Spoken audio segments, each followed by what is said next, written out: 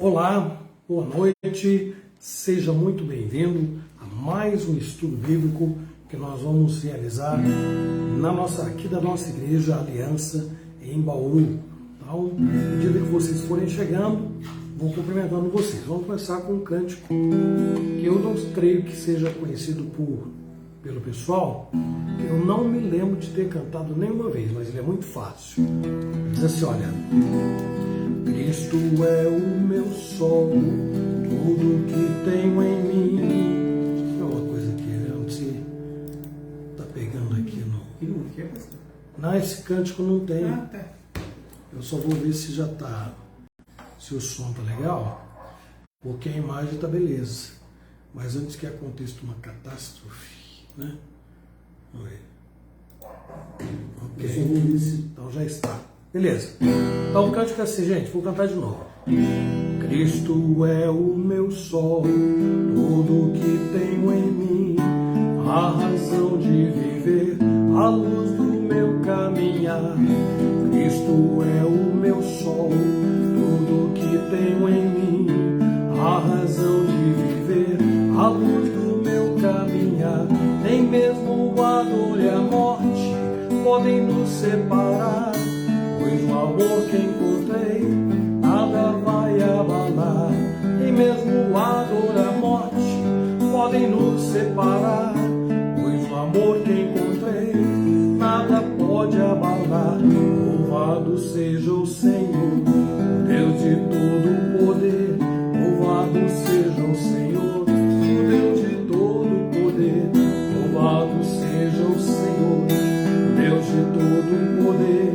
Louvado seja o Senhor, o Deus de todo o poder. Isso aí é um cântico fácil, bonito, né? Só não tem a letra dele, mas próxima vez eu prometo colocar para vocês. Então, boa noite ao Celso Couto, boa noite a Joaninha, boa noite ao presbítero Robson, a Neire, boa noite a quem mais? Bom, quem mais for chegando aí, se eu puder ver, aí eu cumprimentarei vocês, tá bom? Vamos fazer uma oração. Eu vou pedir ao reverendo Jair, que está aqui, que nos conduza neste momento. Por favor, reverendo. Oremos, irmãos. Senhor nosso Deus, nós queremos te agradecer neste momento por essa oportunidade maravilhosa em nossas vidas, que temos de nos acercar da Tua Palavra e estarmos tirando, ó Deus, um crescimento para a nossa vida espiritual. Abençoa cada irmão que está conectado conosco, que seja um momento, Senhor Deus, de refrigério para as nossas vidas, para a nossa alma, e que haja, Senhor Deus, crescimento, que haja fortalecimento, que haja paz, ó Deus, nos nossos corações. Abençoa todos os nossos irmãos, as nossas igrejas, ó Pai, que nós estejamos nos tomando posse da responsabilidade que temos enquanto cristãos de anunciar Cristo, a única esperança. Fala conosco nesta noite, Senhor Deus, através da Tua Palavra, que Teu Espírito Santo esteja nos guiando, nos ajudando a meditar, a pensar de uma maneira bem efetiva, Senhor Deus, naquilo que Tu queres que sejamos. Fica conosco, abençoa a vida do reverendo Marcos, que trará o estudo nesta noite. Nós te pedimos, Pai, em nome de Jesus. Amém. Amém. E aí o reverendo vai ter que dar um mudo no celular, que não vai deixar ele em paz. E aí, gente, é o seguinte, nós temos um texto, que é o texto que foi dado aí para a semana, para a gente poder memorizar, que está lá em 2 Timóteo, no capítulo 2, versículo 29. Reverendo Jair, pode ler para nós aí? Ó, 2 Timóteo 2, versículo 29.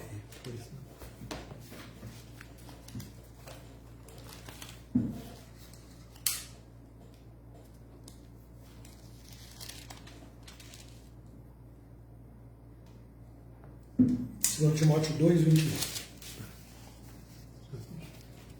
29, pastor? Não é? Não. Opa. Deixa eu olhar lá então, não é a primeira? Ou terça? Ah, peraí. 1 Timóteo. Não, segunda ali. Vamos ver primeiro. 2 Timóteo. 2 Timóteo 2, 29. Então, 2, 29 não tem. Não tem? Que legal.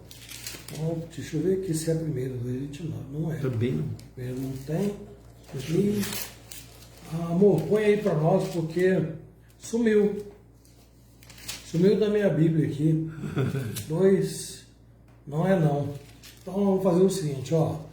Enquanto a Márcia põe aí o texto da semana, que eu lamentavelmente peguei, mas eu não tenho referência errada, só para variar, vamos cantar. Vocês podem colocar para mim, quem puder, coloque aí o hino do Inário do Novo Cântico, 298, a Pedra Fundamental, que tem tudo a ver com o assunto que nós vamos tratar hoje à noite aqui, tá, gente? Aí depois do hino, eu vou pedir ao reverendo Jair para ver o texto da semana, tá lá, 2 Timóteo, o livro está certo, isso está certo. Mas eu quero o capítulo e o versículo, tá bom? Vem aí para nós. Enquanto isso, vamos cantar o hino que está lá no número 298, intitulado A Pedra Fundamental. 2 Timóteo 2, 19. Eu errei por causa de um númerozinho que eu coloquei ali errado. Ai, fala sério. Pois não, obrigado, amor. Boa noite, dona Zilda. Ó, coloca para mim aí quem puder, se puder, é claro. Este hino tem a ver com o assunto de hoje, ó. A letra dele diz: da igreja, o fundamento é Cristo Salvador. Em seu poder descansa e é forte em seu amor, pois nele, alicerçada, segura e firme está, e sobre a rocha eterna jamais se abalará, ok? Então, esse da semana já veio e continua vindo, é isso aí, né? Vamos lá, o hino. Da igreja o fundamento é Cristo Salvador, em seu poder descansa e é forte em seu amor, pois nele alicerçada, segura e firme está, e sobre a rocha eterna jamais se abalará. A pedra preciosa que Deus predestinou sustenta pedras vivas que a graça trabalhou. E quando o monumento surgir em plena luz, a glória do edifício será do Rei Jesus. Neste edifício santo que visa o teu louvor, esteja a tua bênção, rogamos-te, Senhor, que muitos pecadores aqui em contrição se tornem templos santos da tua habitação.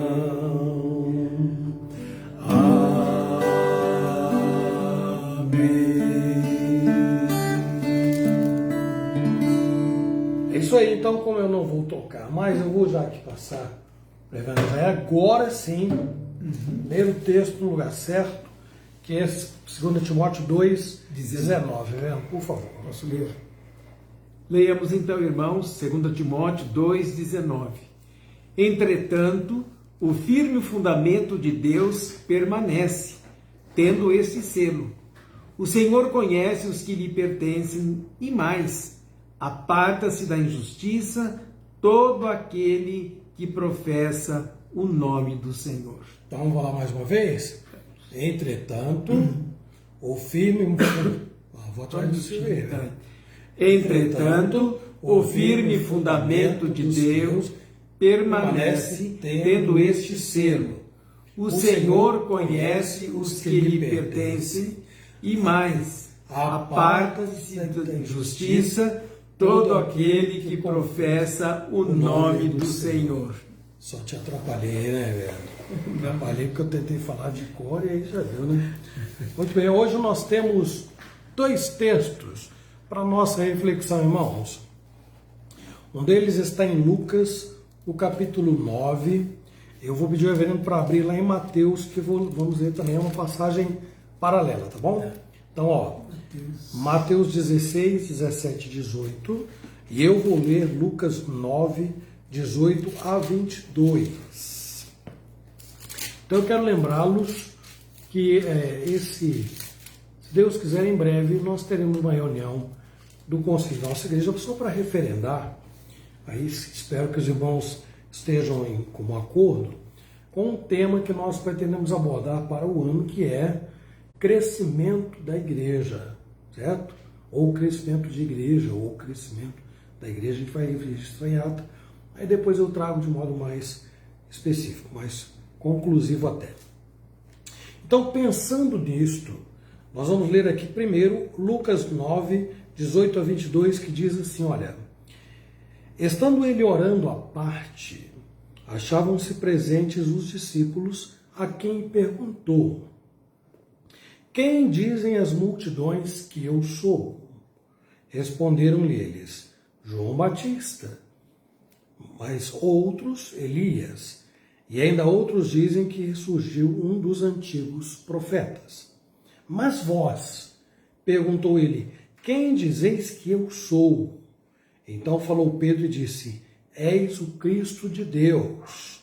Ele, porém, advertindo-os, mandou que a ninguém declarassem tal coisa, dizendo: é necessário que o Filho do Homem sofra muitas coisas, seja rejeitado pelos anciãos, pelos principais sacerdotes e pelos escribas, seja morto e no terceiro dia ressuscite. Agora nós vamos lá a Mateus, capítulo 16, que é uma passagem paralela, que Jesus vai se reportar a Pedro depois daquela colocação clássica que ele fez dizendo: tu és o Cristo de Deus. Vamos ouvir, o que diz aí, velho? Então Jesus lhe afirmou: bem-aventurado és, Simão Barjonas, porque não foi carne e sangue que tu revelaram, mas meu Pai que está nos céus.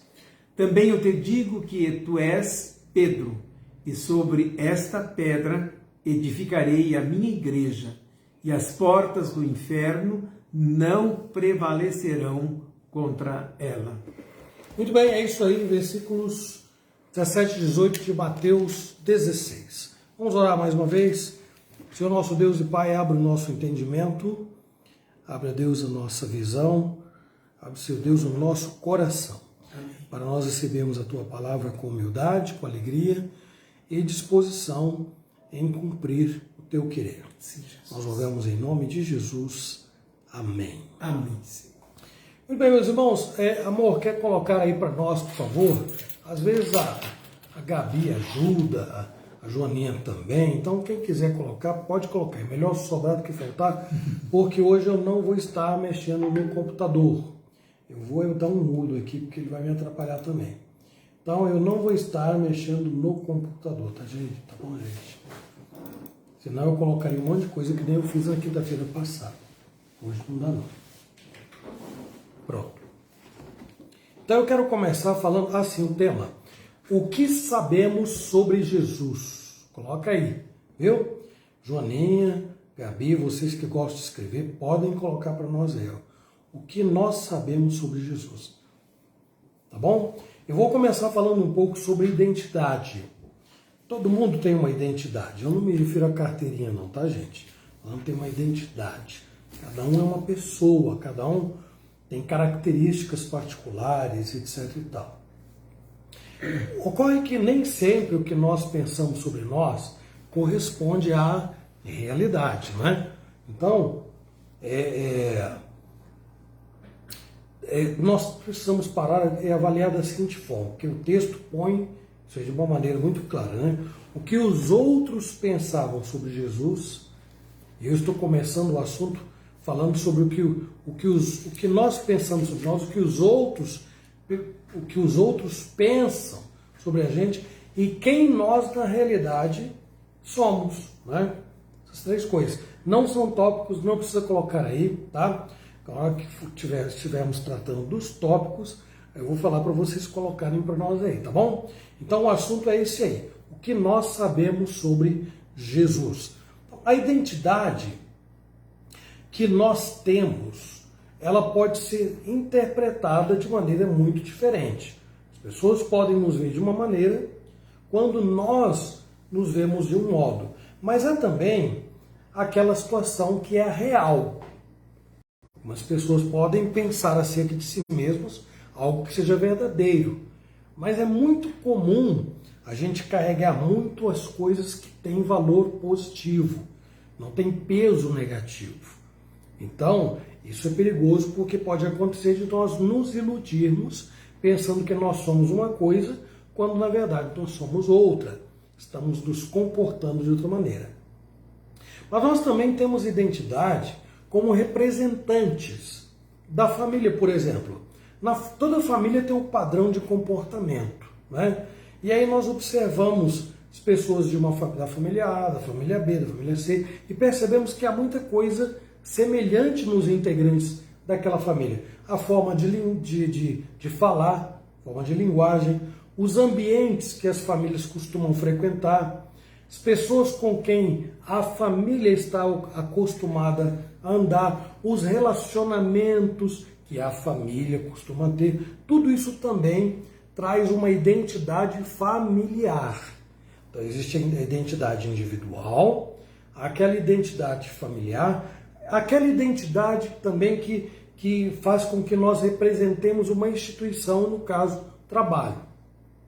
Alguns pelo uniforme, alguns pela linguagem que usam no trabalho. Tem gente que fala como o pessoal daquela firma é educado, ou como aquela empresa é boa. Vai lá, fulano, você vai gostar de ir naquela firma e tal. Por quê? Porque você representando a empresa, ela não é uma pessoa, é uma instituição, mas está sendo representada por você. Logo, ela adquire uma identidade, na medida em que você a representa.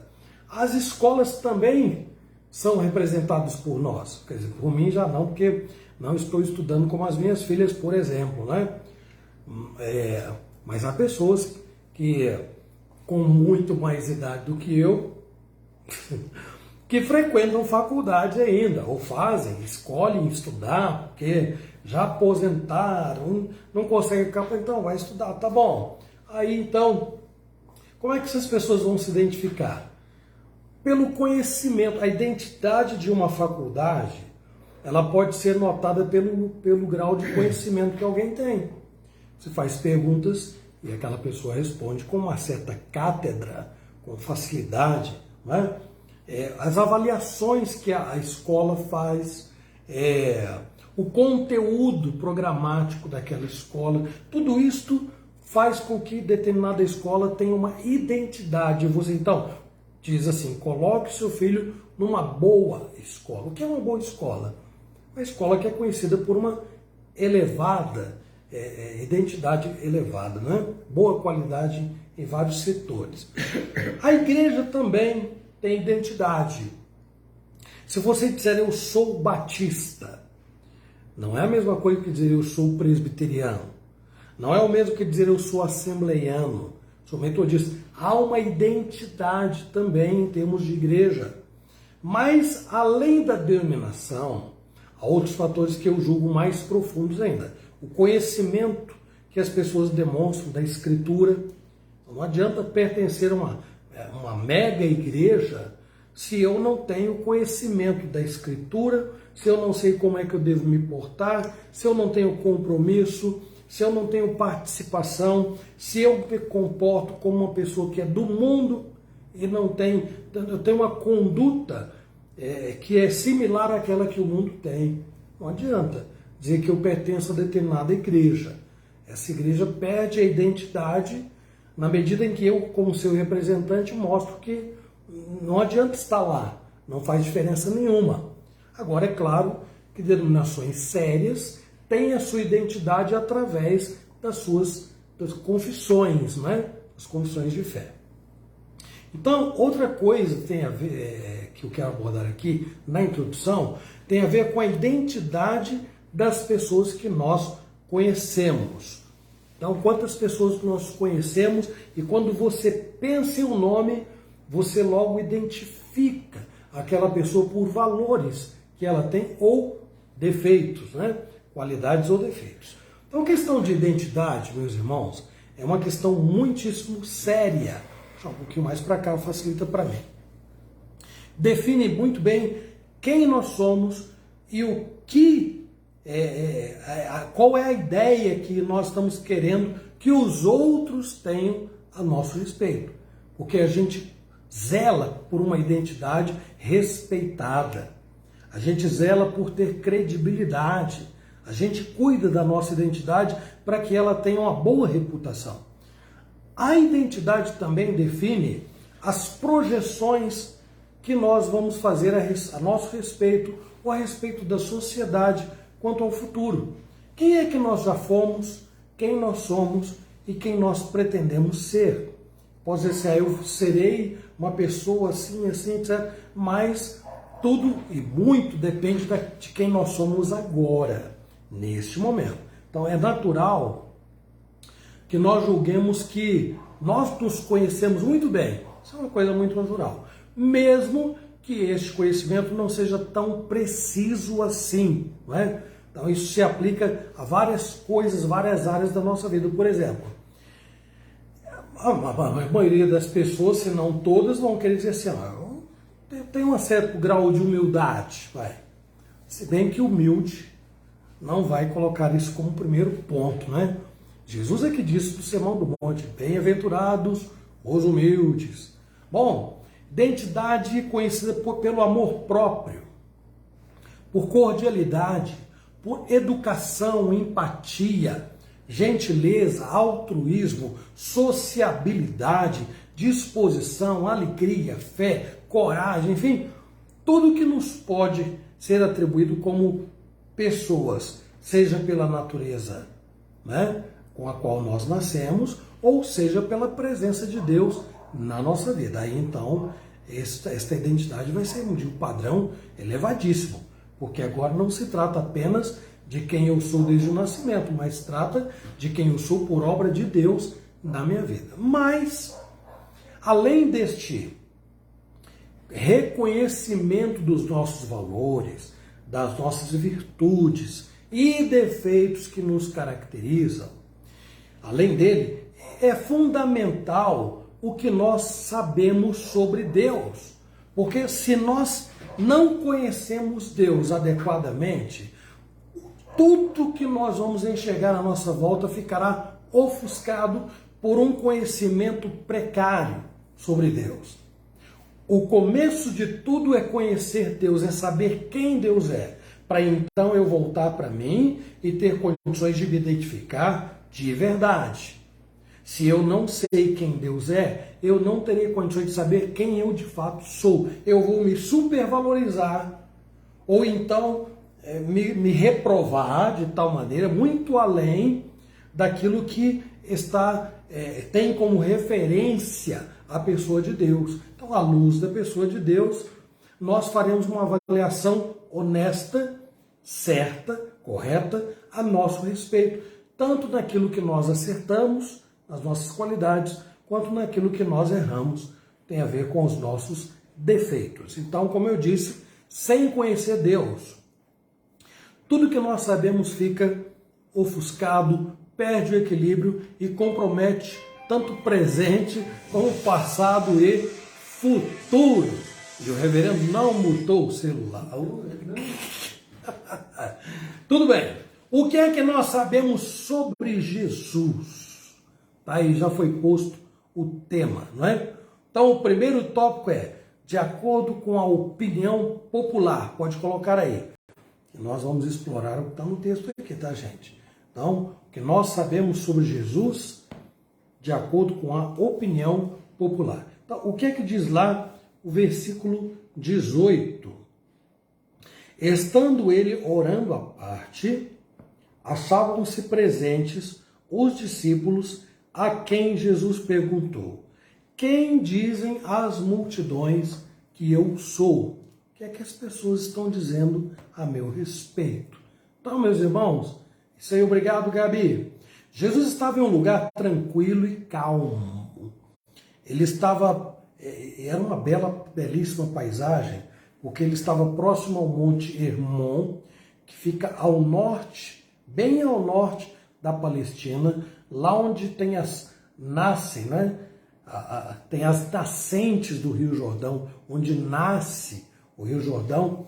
E o Monte Hermon, você já viu aquela montanha que parece que tem assim uma coroa de gelo, que é linda, só de olhar. Monte Hermon assim, a maior parte do tempo gelado, né? Então Jesus estava naquela região chamada Cesareia de Filipe. Então o nome já identifica quem foi o fundador daquela cidade e que, em homenagem a César Augusto, deu este nome, né? Cesareia, César Augusto, Cesareia de Filipos. Monte Hermon tem aproximadamente 3.000 metros de altura. Então, como eu acabei de escrever, era uma região propícia para orar.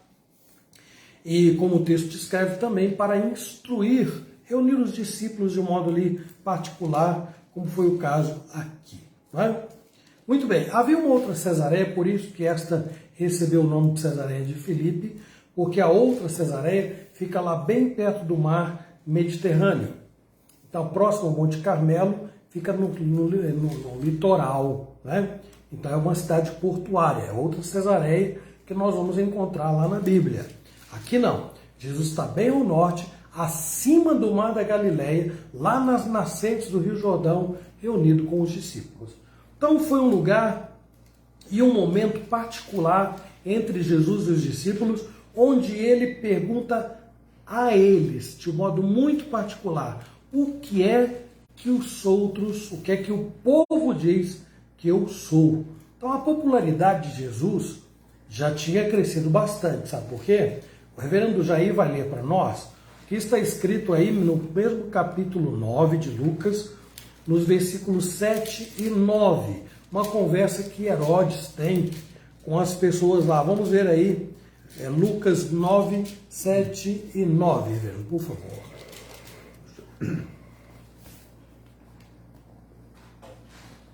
Ora, o tetrarca Herodes soube de tudo o que se passava e ficou perplexo, porque alguns diziam, João ressuscitou dentre os mortos, e outros, Elias apareceu, e outros, ressurgiu um dos antigos profetas. Herodes, porém, disse, eu mandei decapitar a João, quem é, pois, este a respeito do qual tenho ouvido tais coisas? E se esforçava por vê-lo.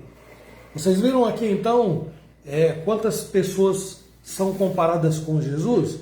João Batista, Elias e alguns que julgavam que eram profetas, né? Alguns profetas do Antigo Testamento. Herodes acabou dizendo assim, mas João, peraí, João, eu mandei decapitar. Mas eles não estavam dizendo que era nenhum tipo de reencarnação, não, gente. Imaginavam que fossem homens que ressuscitaram. João Batista, Elias ou algum dos profetas. Mas Cristo não estava muito preocupado com a opinião popular, não. Cristo queria muito mais a fundo. É o que está lá no versículo 20, quando ele diz, mas vós, primeira pergunta, o que dizem a meu respeito? O que é que falam de mim? Aí Jesus, o alvo, o propósito, Jesus era ir na opinião dos discípulos com quem ele falava. Mas vós, que dizeis que eu sou? Então, antes de perguntar e pedir a opinião dos discípulos, ele pede a opinião do povo. Então, vocês já viram aí que havia uma opinião muito generalizada sobre Jesus, não é? Lá em Mateus 16, no versículo 14, houve alguém que comparou Jesus até a Jeremias, profeta. Achou aí, reverendo? Então leia, por favor. E eles responderam, uns dizem João Batista, outros Elias e outros Jeremias ou alguns dos profetas. Muito bem. Isso só mostra uma certa confusão generalizada acerca da identidade de Jesus. O que é que o povo sabia de Jesus? O povo sabia nada de Jesus. Eles tinham uma vaga ideia, não é? Então, é uma ideia muito ampla, muito abrangente e, como eu acabei de falar, não tinha nenhuma idade com o Senhor Jesus Cristo. O povo estava tão confuso que já tinham tentado proclamar Jesus rei, pensando que ele era um tipo de Messias que os libertariam da tirania de Roma. Então vejam lá em João, no capítulo 6, versículos 14 e 15. O que é que o povo tenta fazer com Jesus ao ver seu poder, sua autoridade, etc. Vendo, pois, os homens o sinal que Jesus fizera, disseram: Este é verdadeiramente o profeta que devia vir ao mundo. Sabendo, pois, Jesus que estavam para vir com o intuito de arrebatá-lo para o proclamarem rei, retirou-se novamente sozinho para o monte. Meus irmãos, essa confusão aí, essas opiniões divergentes sobre Jesus resultaram, é muito importante que nós reflitamos sobre quem é a pessoa de Jesus, o que é que se sabe de Jesus, porque o que eles sabiam sobre Jesus não teve um desfecho legal, não. O resultado foi o sofrimento, a perseguição, sua prisão e a sua morte pela crucificação. Neste momento aí, neste texto de João, eles queriam proclamá-lo rei, mas não era assim que Jesus seria glorificado. Então observem, o Filho de Deus andou entre eles, mas Deus não foi reconhecido na pessoa de Jesus. E aí eu pergunto agora, depois de todos esses anos que se passaram, o que é que o povo continua sabendo sobre Jesus Cristo e como é que isso tem influenciado o pensamento pós-moderno? Já que a nossa sociedade tem agido de uma forma complicadíssima, mas muitos não negam que acreditam em Jesus, não negam. Mas você olha e não vê nenhuma identidade com Jesus como a Bíblia apresenta. Entre os cristãos existe também alguma confusão. Alguns acham que Jesus é mais legal que o Pai.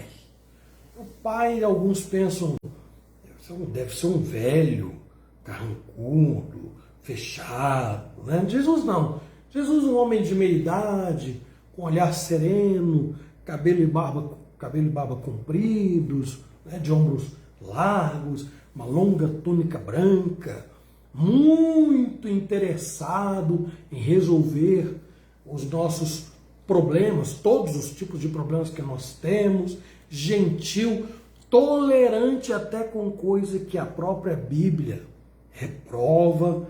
Então, o que acontece? Esse tipo de pensamento sobre Jesus, meus irmãos, é deturpado também, muito deturpado. E eu não estou falando do mundo, estou falando de pessoas que, embora estejam na igreja, não sabem de Jesus o que convém saber. Tá bom? Então, como nos dizem que Jesus andou no mundo, este pensamento que muita gente tem sobre Jesus, inclusive em igrejas, não é? Longe de favorecer a salvação, tem sim distanciado a maioria da verdadeira identidade do Filho de Deus. Então, volto à pergunta: o que é que nós sabemos sobre Jesus? Então, aqui eu vou partir para o segundo ponto. Primeiro, nós vimos de acordo com a opinião popular. E agora, segundo as Escrituras. Podem colocar aí. Aí sim, no versículo 20, Jesus vira para os discípulos e pergunta: mas vós, quem dizeis que eu sou? Aí, meus irmãos, surge essa resposta maravilhosa de Pedro: és o Cristo de Deus. Então, no original, meus irmãos, o pronome é muito enfático, né? Quando Jesus volta para os discípulos e diz vós, Jesus quer dizer que os seus discípulos precisam fazer uma confissão de fé. Eu quero saber o que vocês pensam a meu respeito. Quem eu sou na visão de vocês? Então, o que os discípulos disseram naquela ocasião sobre Jesus mostra a grande diferença que existe entre o conhecimento popular, porque vejam, primeiro ele pergunta o que dizem a meu respeito. Nós conferimos lá Herodes, tetrarca, conversando com alguns, e as ideias batem.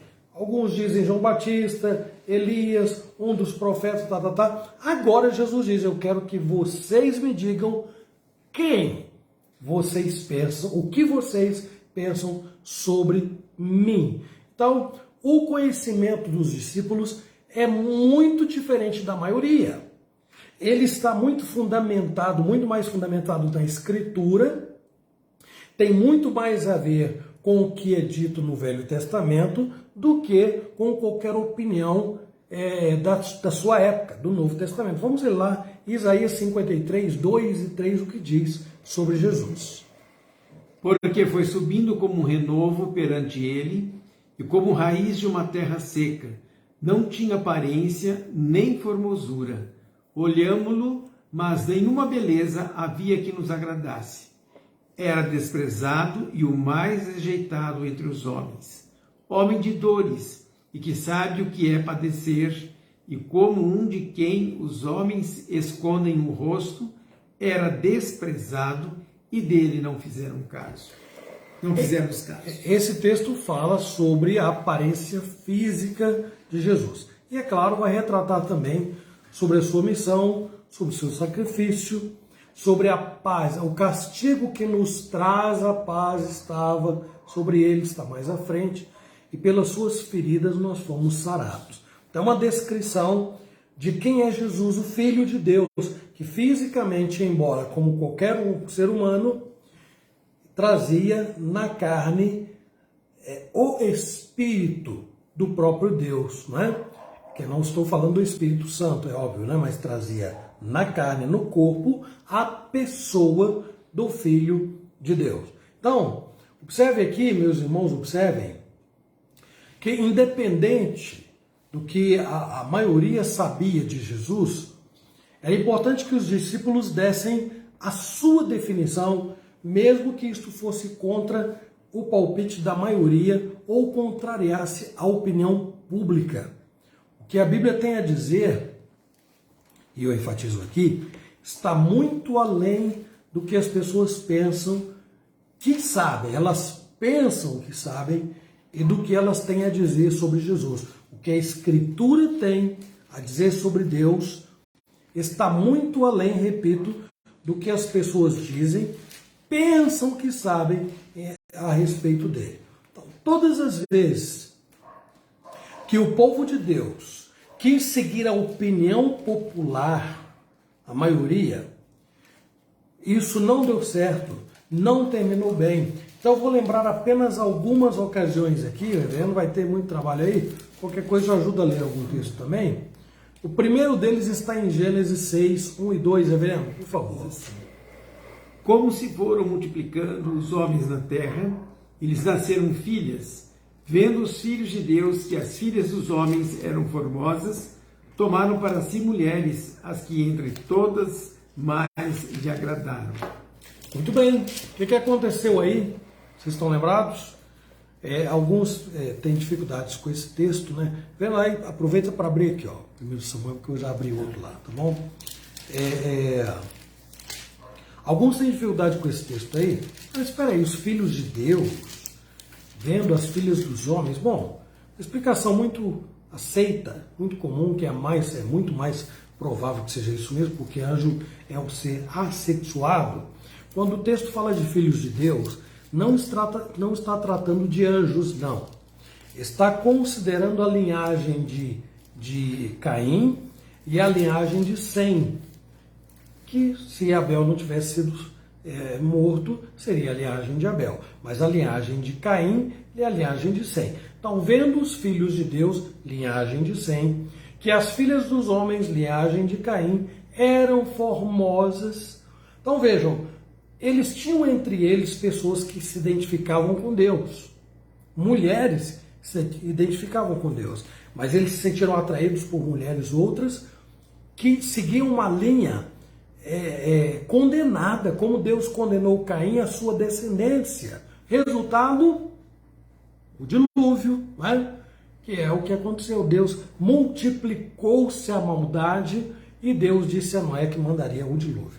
Nós temos ainda em Êxodo, no capítulo 32, um fato muito conhecido também. Lembre-se que o povo saiu do Egito e eles, lá no Egito havia muitos deuses. Então agora, eles têm o compromisso de servir a um único Deus.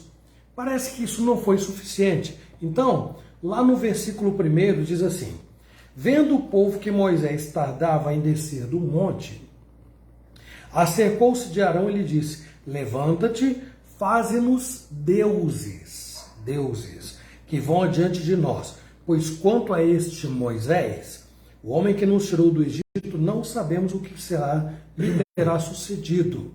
E ainda o versículo 4, depois o 28. Este, Arão, recebendo-as das suas mãos, trabalhou o ouro com o buril e fez dele um bezerro fundido. Então disseram: são estes, ó Israel, os teus deuses, que te tiraram da terra do Egito. Sabe qual foi o resultado disto? Versículo 28. Fizeram os filhos de Levi, segundo a palavra de Moisés. Caíram do povo naquele dia uns 3.000 homens. Então, se lá em Gênesis, por se multiplicar a iniquidade, pelos filhos de Deus se encantarem com as filhas dos homens, veio o dilúvio, aqui 3.000 foram condenados. Mas nós temos aí uma outra situação, que é aquela em que o povo pede um rei. Vamos começar com 1 Samuel 8, 4 e 5, velho. Então os anciãos todos de Israel se congregaram e vieram a Samuel a Ramã. E lhe disseram: vê, já estás velho e teus filhos não andam pelos teus caminhos. Constitui-nos, pois, agora um rei sobre nós, para que nos governe, como tem todas as nações. Muito bem. Vou ler ainda o que está em 1 Samuel 31, 4 e 5, que diz assim: então disse Saul ao seu escudeiro. Esse é o final de Saul, hein? Final de Saul. Já que eles queriam imitar os outros povos que tinham reis, não satisfeitos mais uma vez com a teocracia lá no deserto, não satisfeitos com o monoteísmo, Deus só. Aqui não satisfeitos com a teocracia, então eles pedem reis, um rei como todos os outros tinham. Lá no final, o que acontece com Saul? Versículos 4 e 5, disse Saul ao seu escudeiro: arranca a tua espada e atravessa-me com ela, para que porventura não venham estes incircuncisos, ele estava numa guerra, e me traspassem e escarneçam de mim. Porém o seu escudeiro não quis, porque temia muito. Então Saul tomou da espada e se lançou sobre ela. Vendo, pois, o seu escudeiro que Saul já era morto, também ele se lançou sobre a sua espada e morreu com ele. Nós temos ainda aí a história de Jeroboão. Vamos ver o que acontece lá, reverendo. Leia, por favor. 12, 28. 12, 28 e 30. Pelo que o rei, tendo tomado conselhos, fez 2 bezerros de ouro e disse ao povo: basta de subirdes a Jerusalém. Vês aqui teus deuses, ó Israel, que te fizeram subir da terra do Egito. 30. 28 a 30, né? É. Pôs um em Betel e o Não, outro... 28 e 30. E 30. E isso se tornou em pecado, pois que o povo ia até Dan, cada um para adorar o bezerro. Bom, tinha este fato aí, dentre muitos outros, levou o povo a uma situação muito complicada. E eu vou ler para vocês no que é que resultou. Então, olha, lá teve o dilúvio. No caso de Saul, ele se suicidou, foi um rei terrível na história de Israel. E aqui, todo o povo vai pagar o preço dos reis maus que tiveram e do comportamento que eles também tiveram, seguindo a direção destes homens. Segundo Reis 25, de 8 a 11, diz assim: no 7º dia do 5º mês do ano 19º de Nabucodonosor, rei da Babilônia, Nebuzaradã, chefe da guarda e servidor do rei da Babilônia, veio a Jerusalém e queimou a casa do Senhor e a casa do rei, como também todas as casas de Jerusalém. Também entregou às chamas todos os edifícios importantes. Todo o exército dos caldeus que estavam com o chefe da guarda derribou os muros em redor de Jerusalém, o mais do povo que havia ficado na cidade e os desertores que se entregaram ao rei da Babilônia e o mais da multidão, Nebuzaradã, o chefe da guarda, levou-os cativos. Isto, meus irmãos, é o que sucede quando uma pessoa que tem identidade com Deus, olha para o mundo e inveja o mundo. Quer imitar o mundo. Isso aconteceu em muitas ocasiões. Você tem algumas só aqui. Você tem a situação do dilúvio, você tem a situação de Saul, o povo quis um rei e deu no que deu. Você tem a situação do povo de Israel por ter seguido vários reis que não foram obedientes e tementes a Deus. Então, é muito importante refletir sobre a relação com o que nós sabemos sobre Jesus e os resultados desse conhecimento. O que o mundo pensa, a gente sabe que é falho. O que nós pensamos, se seguir o mesmo modelo do mundo, então nos deixará em circunstâncias muito complicadas. Então, não importa se o cristão é diferente da maioria, se o que se sabe de Jesus é diferente do que a maioria pensa, não importa se não tem popularidade, é fundamental lembrar dos resultados que a ignorância pode causar numa sociedade inteira.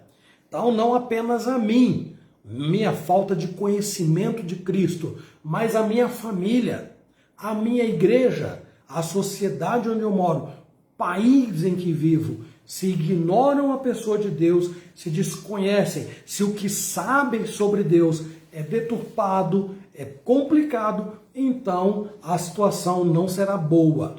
O que os discípulos sabiam sobre Jesus, muito importante, porque mudaria a vida de cada um deles, exceto, é claro, a vida de Judas Iscariotes, que foi aquele que o trairia. Mesmo assim, mesmo diante desta maravilhosa confissão de Pedro, tu és o Filho de Deus, não é? Ou és o Cristo de Deus. Mesmo diante disso, os discípulos ainda teriam muita coisa para experimentar até a descida do Espírito Santo. Então, note ainda que Jesus estava tão pouco interessado em popularidade, que aqui no texto, ele os adverte no versículo 21, dizendo que nenhum dos discípulos declarassem aos outros esta afirmação: tu és o Cristo de Deus. Por quê? Ainda não era o tempo de Cristo ser glorificado e nem o modo como o povo queria exaltá-lo. Não era. Isso só aconteceria depois da sua ressurreição. Então esta é a razão porque, embora Jesus devesse ser proclamado, ele diz aos discípulos: não digam aos outros isto que vocês acabaram de falar, porque não seria do modo deles que Jesus havia de ser glorificado. Então, no versículo 23, Jesus foi bastante específico sobre o que estava por vir e os preparou para que, quando todos voltassem contra ele, os discípulos se mantivessem firmes naquela convicção: tu és o Cristo, independente do que aconteça, tu és o Filho de Deus. Então, esta afirmação faria diferença na vida dos discípulos. Aqui nós chegamos ao ponto final, que eu diria assim, dos três, é o que eu gostaria que nós concentrássemos maior atenção. O que sabemos sobre Jesus, então? De acordo com a opinião popular, interessa saber, para que nós saibamos combater aquilo que os outros dizem de Jesus e que é deturpado. O que nós sabemos sobre Jesus segundo as Escrituras é muito importante, porque nos mostrará o grau de conhecimento que nós temos da Bíblia. E agora, em último lugar, o que nós sabemos sobre Jesus nos define como igreja, como seus discípulos, como seus seguidores. Então eu peço ao reverendo aí que leia mais uma vez aquele texto de Mateus 16, 17 e 18. Então Jesus lhe afirmou: bem-aventurado és, Simão Barjonas, porque não foi carne e sangue que tu revelaram, mas meu Pai que está nos céus. Também eu te digo que tu és Pedro, e sobre esta pedra edificarei a minha igreja. E as portas do inferno não prevalecerão contra ela. Muito bem, meus irmãos. Esta passagem também conhecida já é suficiente para fazer um outro estudo bíblico aqui. Mas eu vou ser bem sucinto, caminhando aqui para o encerramento, né? Vamos ver algumas lições importantes trazidas por Jesus neste texto aí. Primeiro, Pedro, na verdade, Jesus não fez com que não reconheceu aquelas declarações de Pedro como resultados de sabedoria humana. Não. Jesus foi muito enfático em dizer para Pedro que aquela confissão foi motivada pela ação direta de Deus na compreensão que os discípulos tinham a respeito dele. Então lembre aí, não é? Vou repetir lá, assim, Deus define, o que nós sabemos de Jesus nos define como igreja. Então, em primeiro lugar, nessa resposta dada por Jesus a Pedro, Jesus mostra que Pedro, isso não vem de você, mas meu Pai revelou a você o que acaba de ser dito, que eu sou, na verdade, o Filho de Deus. Segundo lugar, esse texto mostra também que na condição de Messias, o Filho de Deus, Pedro estava confessando que Jesus era a pedra fundamental onde a vida poderia estar baseada, alicerçada. Quem vai falar isso é Pedro mesmo, lá na primeira epístola, capítulo 2, versículos 6 e 8, que o reverendo vai ler para nós, por favor. Pois isso está na Escritura. Eis que ponho em Sião uma pedra angular, eleita e preciosa, e quem nela crer não será de modo algum envergonhado. 8. Até o 8, pode ler o 7 também. Tá. Para vós outros, portanto, os que credes, é a preciosidade, mas para os descrentes, a pedra que os construtores rejeitaram. Essa veio a ser principal pedra angular, e pedra de tropeço e rocha de ofensa. São estes os que tropeçam na palavra, sendo desobedientes para o que também foram postos. Então, meus irmãos, fica Pedro, olha só, Pedro que naquela ocasião disse, tu és o Filho de Deus, agora está escrevendo essas coisas. Jesus disse para Pedro, tu és Pedro, e sobre esta pedra, é claro que o catolicismo romano diz que a pedra era Pedro, e na realidade Pedro não podia ser a pedra fundamental. E ele tanto reconhece isso que escreve o que está aí na primeira epístola. Cristo é a pedra angular, ele é a pedra principal, é nele que a igreja está edificada. É no conhecimento de Cristo que a igreja sobrevive. Então, sobre Cristo, a igreja não apenas estaria agora edificada, como também atravessaria os séculos e jamais seria absorvida, consumida ou vencida por qualquer força contrária, porque Cristo é a pedra. Quarto lugar aqui dentro dessa colocação, é preciso dizer que Pedro, claro, foi fundamental no avanço da igreja no Novo Testamento. Então nós vamos ver Pedro pregando. Na primeira ocasião nós temos 3.000 pessoas batizadas, convertidas. Em outra situação, Pedro pregou e o número subiu para quase 5.000. Mas lembrem-se, Pedro não podia ser a pedra. Pedro nunca foi perfeito. Pedro nunca foi o fundamento. Ele não era o alicerce da igreja. O hino que nós cantamos aqui no início, né? Da igreja, o fundamento é Cristo Salvador. Então, note que o destino de uma igreja está fundamentalmente condicionado ao que esta igreja sabe sobre Jesus.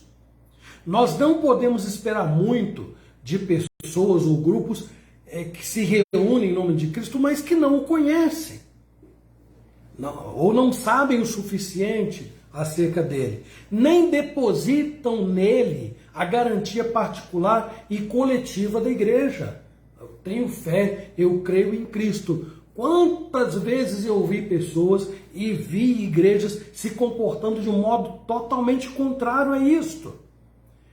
Ou seja, é uma fé teórica, não prática. Então, não se conhece Jesus o suficiente. Não a ponto de depositar nele a confiança total, incondicional e restrita. Não se pode viver em ilusão. Digo aqui caminhando para a minha conclusão.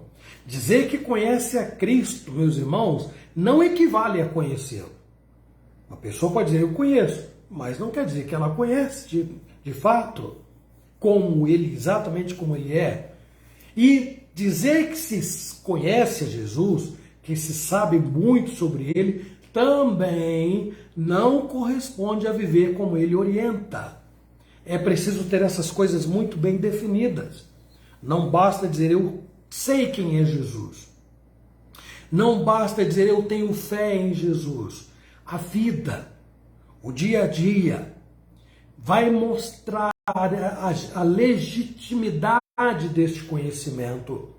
As pessoas com quem eu ando, os meus interesses no mundo decadente, as coisas que me trazem alegria e prazer, aquilo que eu sonho em ser, em realizar na minha vida, o que eu faço em prol do reino de Deus, meu serviço em favor da Igreja de Cristo, tudo isto revela o que eu sei sobre Jesus. Invejar o mundo é uma das piores coisas que pode acontecer com a igreja, porque ela perde toda a identidade de igreja. E isto tanto no aspecto individual, quanto particular, quanto coletivo, repito. Então o mundo nunca pode ser referência para a igreja. Cristo é. Jesus é o modelo. Ele é o padrão. O que eles dizem sobre Jesus? O mundo hoje não está muito diferente daquela época. Uns vão dizer João Batista, Elias, um dos profetas, mas não dirão, porque não veem, não conseguem saber que ele é o Filho eternamente gerado de Deus, a pedra fundamental, a angular, a principal pedra onde a minha fé deve estar baseada, onde a fé da igreja como um todo precisa estar solidificada. Meus irmãos, termino dizendo assim, se a igreja local falhar, se eu falhar, se qualquer um de nós falhar, se alguma obra local for interrompida, não der prosseguimento, esse ônus jamais recairá sobre o nosso bondoso Salvador Jesus Cristo. Sabe por quê? Porque Cristo nunca falha. Há um cântico que eu gosto dele, não é à toa, não vou cantar aqui porque eu não sei, nunca treinei cantar esse cântico, mas ele fala sobre isso mesmo, que Cristo nunca falha, não é? Então as nossas falhas podem deixar o mundo confuso, porque o mundo olha para nós e sabe que nós somos cristãos. Os nossos tropeços podem confundir até a nós mesmos, nossa fraqueza, uma fé hesitante. Tudo isso pode corroborar para que a minha qualidade de vida enquanto cristão seja de baixo nível, um padrão muitíssimo baixo. Mas olhe para cima. É o que diz o autor aos Hebreus, no capítulo 12, no versículo 2, não é? Olhando firmemente para Jesus, o autor e o consumador da nossa fé. Eu rogo a Deus, meus irmãos, que Ele nos ajude, porque eu não sei o suficiente sobre Jesus. Não sei. Eu tenho muito a aprender sobre o meu Salvador. Eu tenho muito a imitar na pessoa de Jesus. E eu sei que você que está me ouvindo, que caminha ao meu lado, provavelmente deve ter um caminho longo também para percorrer em relação ao que nós sabemos sobre Jesus Cristo. Que Deus tenha misericórdia de nós e nos ajude para que este conhecimento nos leve a fazer toda a diferença. Convidar o reverendo Jair para fazer uma oração encerrando o nosso estudo desta noite. Por favor, reverendo. Oremos, irmãos. Senhor nosso Deus, nós queremos te agradecer por esse tempo que passamos aqui, ó Deus, em torno da tua palavra. Que tempo maravilhoso, que tempo edificante, e que realmente, Senhor Deus, esse estudo possa nos despertar a te conhecer melhor, a poder, Senhor, adquirir conhecimento para poder defender a razão da nossa fé. Ó Senhor, abençoa o teu povo, que o teu povo se una, Senhor, em torno da tua palavra, que o teu povo debruce, Senhor Deus, na tua palavra, para se identificar, para conhecer e para estar realmente se fortalecendo através do conhecimento do nosso Senhor Jesus Cristo. Senhor, dá-nos a tua bênção, dá-nos a tua graça. Te agradecemos por esse dia maravilhoso que vivemos, até mesmo pelas dificuldades que enfrentamos, porque podemos saber e sentir que não estamos sós, o Senhor é conosco. E agora, Senhor, dá-nos uma noite de descanso, que possamos reparar o nosso físico, que possamos, ó Deus, estar descansando e nos preparando, porque amanhã será um novo dia, dia de desafios, dia de oportunidades que teremos com certeza para anunciar a tua salvação. Fica conosco, Senhor, abençoa a tua igreja, as tuas igrejas, Senhor, espalhadas na face da terra. Em nome de Jesus, nós clamamos que tu exerça misericórdia sobre cada um de nós e nos capacite para testemunhar em todo o tempo, Senhor, e exercitar a nossa fé em Ti. Oramos agradecidos no nome santo e precioso de Jesus. Amém, Senhor. Amém. Amém. Muito bem, então assim, meus irmãos, nós estamos chegando ao final de mais um estudo bíblico aqui da nossa igreja, Igreja de Aliança, e eu quero tranquilizar os irmãos daqui que ficaram aí preocupados com o Ronieres, que não passou bem a noite, foi um problema, né, estomacal, e já está bem, está medicado, viu, gente? Estive lá com ele, estivemos orando, tranquilo, fui ao hospital, mas cheguei, ele estava recebendo alta e houve um certo desencontro, mas tá tudo bem, viu? E, se Deus quiser, eu tinha um outro aviso, mas eu acho que eu esqueci. Eu esqueci. Gente, ó, Deus abençoe a todos vocês, a todos nós aqui, e nos ajude a ter um restante de semana feliz, ricamente abençoado. Amanhã, e acho que era isso, às 10 da manhã, nós aqui vamos visitar lá a clínica dos idosos, aqueles que estão lá sendo tratados com muito carinho pelo meu amigo João. Então, os irmãos que pretendem estar conosco, não esqueçam, amanhã, às 10 da manhã, na clínica Vital Care. Até breve, gente. Que Deus abençoe a todos e eu espero que nos encontremos domingo às 9 da manhã, com a graça de Deus.